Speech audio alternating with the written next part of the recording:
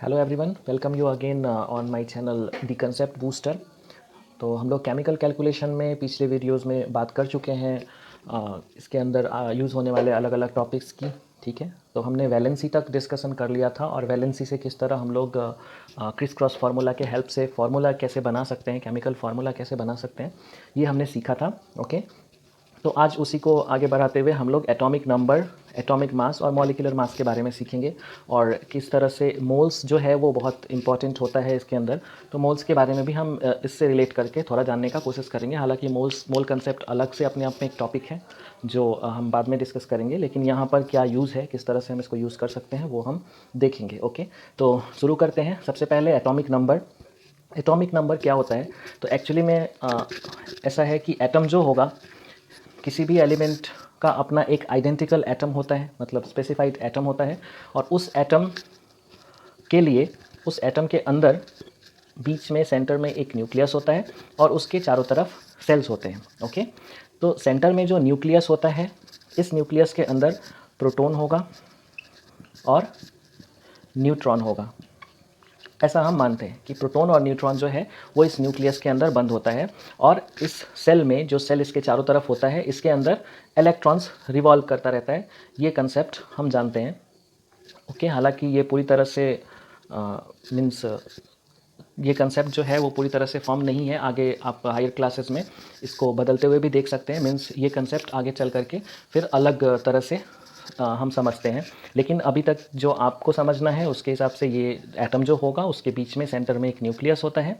Okay, उस nucleus के अंदर प्रोटॉन और न्यूट्रॉन होता है और इलेक्ट्रॉन इसके चारों तरफ रिवॉल्व करता है।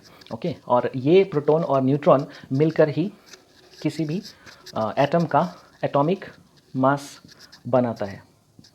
Okay, means the sum of the number of proton and neutron present in the nucleus of an atom को आप एटॉमिक मास कह सकते हैं। यानी कि जितना भी प्रोटॉन होगा, जितना भी न्यूट्रॉन होगा, इन दोनों का सम जो होगा वो एटॉमिक मास हमें देता है।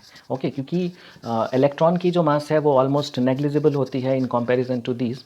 इसके कंपैरेटिवली इलेक्ट्रॉन के मास को हम नेग्लिजिबल मानते हैं और इसलिए इन दोनों के सम को ही हम एटॉमिक मास कहते हैं। और जो एटॉमिक नंबर है, एटॉमिक नंबर हम कहते हैं उस न्यूक्लियस के अंदर प्रेजेंट प्रोटॉन के नंबर को।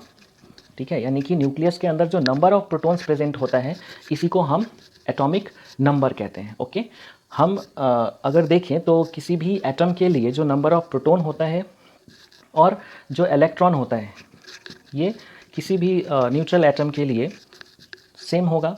ऐसा हम कई बार देखते हैं। मीन्स प्रोटॉन और इलेक्ट्रॉन का number, means number of proton and the number of electron present in an atom will always equal. But हम नंबर ऑफ इलेक्ट्रॉन को एटॉमिक मास से डिफाइन नहीं करते। मीन्स एटॉमिक मास को डिफाइन करने के लिए हम इलेक्ट्रॉन को डायरेक्टली यूज़ नहीं कर सकते हैं।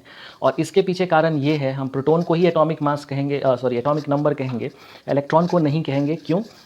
क्योंकि प्रोटॉन का नंबर जो होगा वो किसी भी एटम के लिए हमेशा कांस्टेंट होगा। ठीक है, जैसे अगर सपोज़ कि कोई कार्बन का एटम है, तो कार्बन के एटम में 6 प्रोटॉन है अगर, तो ये 6 प्रोटॉन कभी भी चेंज नहीं होगा। अगर ये 6 प्रोटॉन चेंज होकर के सपोज़ 5 हो जाता है, तो ये कार्बन भी चेंज हो जाएगा और ये कार्बन जो है वो चेंज होकर के कोई और एलिमेंट बन जाएगा। या फिर इसके प्रोटॉन के नंबर को हम बढ़ा देते हैं तो भी ये चेंज हो जाएगा। ओके, जैसे इसको एक कम कर दें तो ये बोरॉन जैसा हो जाएगा, और अगर एक बढ़ा दें प्रोटॉन के नंबर को तो ये 6 के बाद 7 यानी कि नाइट्रोजन हो जाएगा। ओके, तो इसलिए प्रोटॉन के नंबर को ही हम उस मतलब स्पेसिफिक मानते हैं, कांस्टेंट मानते हैं, और इसलिए प्रोटॉन के नंबर को ही हम एटॉमिक नंबर कहते हैं।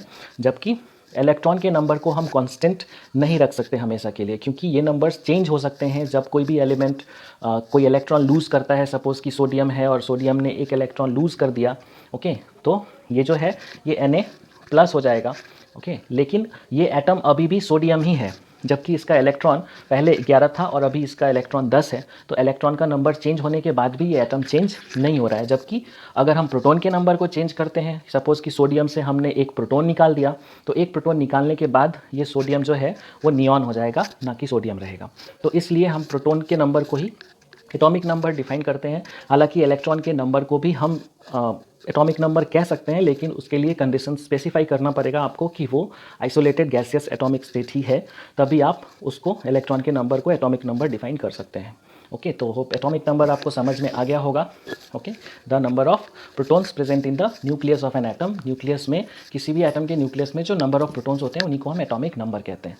और एटॉमिक मास की अगर बात करें तो एटॉमिक मास जो है number of protons and number of neutron, जिनको मिला करके हम न्यूक्लियॉन्स भी कहते हैं, तो इन दोनों के सम को ही हम एटॉमिक मास कहते हैं। लेकिन ये एक डेफिनेशन है। ओरिजिनली जब हम एटॉमिक मास की बात करते हैं तो सभी एटम्स के लिए हमारे पास स्पेसिफाइड मास है जो कि हम बनाते हैं या आइडेंटिफाई करते हैं, उसको कंपेयर करके कार्बन 12 आइसोटॉप के 1/12 मास से, यानी कि किसी भी एटम का जो एटॉमिक मास होता है, सपोज कि अगर आप हाइड्रोजन को देखें तो इसका एटॉमिक मास जो है वो 1.008 समथिंग है। तो ये मास एक्चुअली में, और इसको हम यू में यानी कि यूनिफाइड मास में, पहले इसको हम AMU में डिस्क्राइब करते थे, जिसका मतलब एटॉमिक मास यूनिट होता है, पर अब इसको हम U से रिप्रेजेंट करते हैं, जिसका मतलब यूनिफाइड मास होता है। बट ये U है क्या?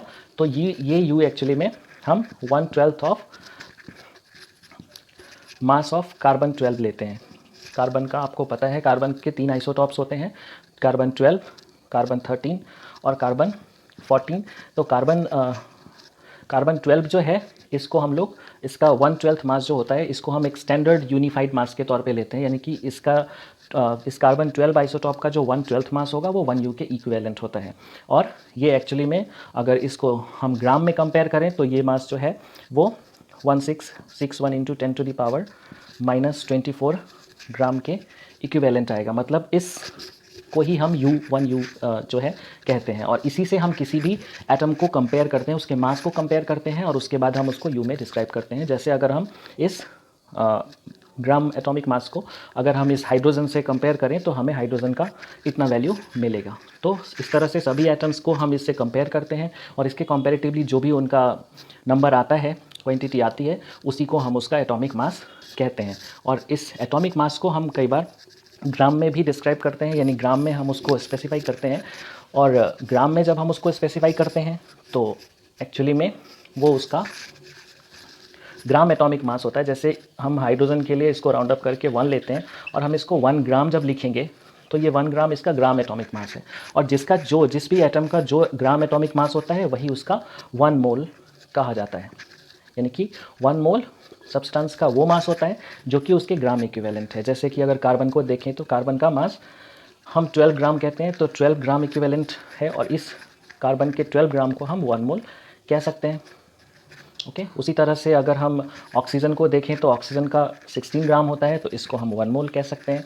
ओके, तो एक्चुअली में ये ग्राम इक्विवेलेंट मास है। और अगर इसको हम यूनिफाइड मास में देखें, स्टैंडर्ड यूनिट्स में देखें, तो ये 16U होता है, और एक्चुअली में ये राउंड अप वैल्यू है, हम इसको 16 ही लेते हैं।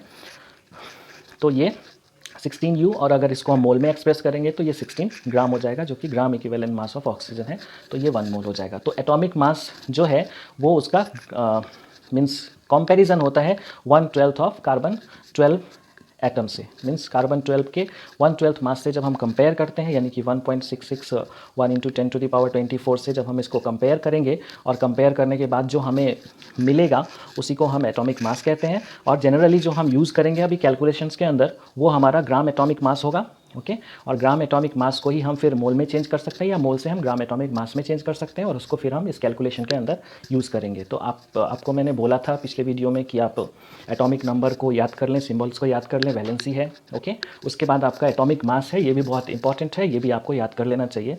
और जब आप एटॉमिक मास याद करेंगे तो ध्यान रखें कि मतलब आपको एग्जैक्ट वैल्यू याद नहीं रखना है, जो अप्रॉक्सीमेटली जो क्लोज वैल्यू होगा, मीन्स अप टू जैसे हम लोग अगर 15.997 अगर सपोज़ है तो हम इसको 16 पे राउंड अप करके लेंगे। अगर 14.495 इस तरह का कोई वैल्यू है तो इसको हम 14.5 ले सकते हैं। तो इस तरह से आपको राउंड अप करके वैल्यूज़ लेना है, और उसी को हम कैलकुलेशन में यूज़ करेंगे। एग्जैक्ट वैल्यू हम बहुत कम यूज़ करते हैं कैलकुलेशंस के अंदर। ओके, तो होप एटॉमिक मास क्लियर होगा और मोल भी समझ में आ गया है। हालांकि मोल के ऊपर अलग से एक वीडियो मैं बना दूंगा, मोल कंसेप्ट जो है वो अलग से जानना ज़रूरी है।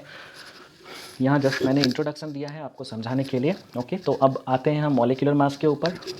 तो मॉलिक्यूलर मास, जब हम बोलते हैं मॉलिक्यूलर मास, तो इसमें मॉलिक्यूल का मास होता है, और मॉलिक्यूल के बारे में आपको मैंने बताया था पिछले वीडियोज़ में। मॉलिक्यूल क्या होता है? जब हम एटम्स का ग्रुप बनाते हैं, यानी कि जैसे अगर हम बोले NH3 सपोज़, ये NH3 जो है इसमें नाइट्रोजन और हाइड्रोजन है, नाइट्रोजन के 1 एटम और हाइड्रोजन का 3 एटम। तो ये एक मॉलिक्यूल हो गया, और इस मॉलिक्यूल का जो मास होगा इसी को हम मॉलिक्यूलर मास बोलेंगे।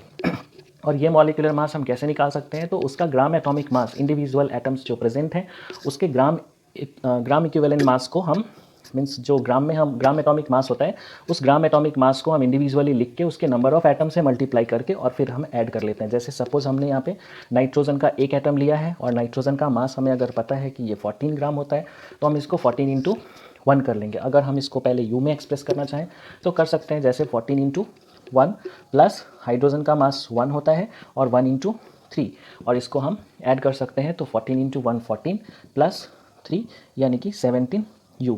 तो अगर हम NH3 की मास की बात करें तो ये 17 U होता है, और इसके ग्राम मॉलिक्यूलर मास की बात करेंगे तो ये 17 ग्राम हो जाएगा।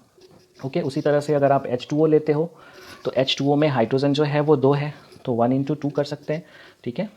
और प्लस ऑक्सीजन का मास 16, तो 16 इंटू 1, और ये हो गया 2 प्लस 16 यानी कि 18 U। और अगर आप इसको ग्राम में एक्सप्रेस करो तो 18 ग्राम, जो कि 1 मोल के बराबर होगा।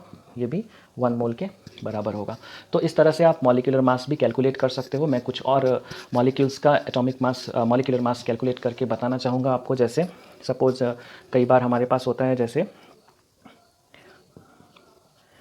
Na2CO3 into 10H2O। तो ये जो है ये सोडियम कार्बोनेट डेकाहाइड्रेट है, ठीक है। और ये जो है इसमें सोडियम के 2 एटम्स हैं, कार्बन का 1 एटम है, ऑक्सीजन का 3 एटम है, ठीक है। तो जिसके कार्बन का 1 और ऑक्सीजन के 3 एटम यहाँ हाइड्रोजन जो है 10 इंटू 2 यानी कि 20 है, और ऑक्सीजन जो है वो 10 है। तो इस तरह से हम इसका भी मास कैलकुलेट कर सकते हैं। तो Na का मास जो है ये हम 23 लेते हैं, ओके। तो 23 इंटू 2 प्लस कार्बन का मास जो है वो 12 इंटू 1 है, ऑक्सीजन का मास 16 इंटू 3 है, ओके। प्लस इधर देखें तो हाइड्रोजन टोटल 20 हो गया, और 1 इंटू 20 करेंगे, प्लस इधर 10 ऑक्सीजन और है तो 16 इंटू 10, और इन सभी को हम जोड़ सकते हैं। जैसे ये वाला वैल्यू जो है ये 46 हो गया, ये 12 हो गया, ये 48 प्लस 20 और प्लस 160। तो आप सभी को ऐड कर लोगे। जैसे यहाँ पर ऐड करने से आपको ये 8 प्लस 2 10 16 6 1 5 6 10 12 एंड 6 18 8 एंड 1, ये 186 U या 186 ग्राम आप इसको कंसीडर कर सकते हो। तो ये आपका वैल्यू हो गया। तो इस तरह से आप जो है कैलकुलेशंस कर सकते हो, ठीक है, मॉलिक्यूलर मास के लिए। तो होप आप एटॉमिक नंबर, एटॉमिक मास और मोल्स, किस तरह से हम मोल्स में कन्वर्ट करते हैं, मॉलिक्यूलर मास क्या होता है और इसको हम कैसे मोल में कन्वर्ट कर सकते हैं। जैसे Na2CO3 इंटू 10H2O के लिए यही 1 मोल होगा, यानी कि जो भी हमारा gram equivalent means gram atomic mass या ग्राम मॉलिक्यूलर मास होता है उसी को हम 1 मोल कहते हैं। आपको यहाँ पर इतना ही जानना है, और इसी के हेल्प से हम आगे केमिकल कैलकुलेशंस को करेंगे। इसको किस तरह से हम केमिकल कैलकुलेशंस में यूज़ करेंगे ये मैं आपको आगे समझाऊंगा, ओके। लेकिन अभी तक जो भी मैंने बताया है इसको अगर आप अच्छे से देख लेते हैं, समझ लेते हैं, तो ये केमिकल कैलकुलेशंस काफ़ी इजी हो जाएगा आपके लिए। और अगर आप ये बिना किए कोशिश करेंगे केमिकल कैलकुलेशन को करने की तो आपको काफ़ी ज़्यादा डिफ़िकल्टीज आएंगी और हो सकता है आप ना कर पाएँ। तो इसलिए प्रीवियस वीडियोज़ को अच्छे से देखें, समझें, और उसमें जो भी बताया गया है उसे लर्न करने की कोशिश करें। एटॉमिक मास, एटॉमिक नंबर, ये सब आपको लर्न करना है, और साथ में ये सब कैलकुलेशंस वगैरह करके आपको थोड़ा देखना पड़ेगा। मॉलिक्यूलर फार्मूला कैसे बनाते हैं और कैलकुलेशंस कैसे करते हैं मास के लिए, वो अगर आप जानेंगे तो आप अच्छे से कर पाएंगे, okay. So thank you for this time, see you in the next video.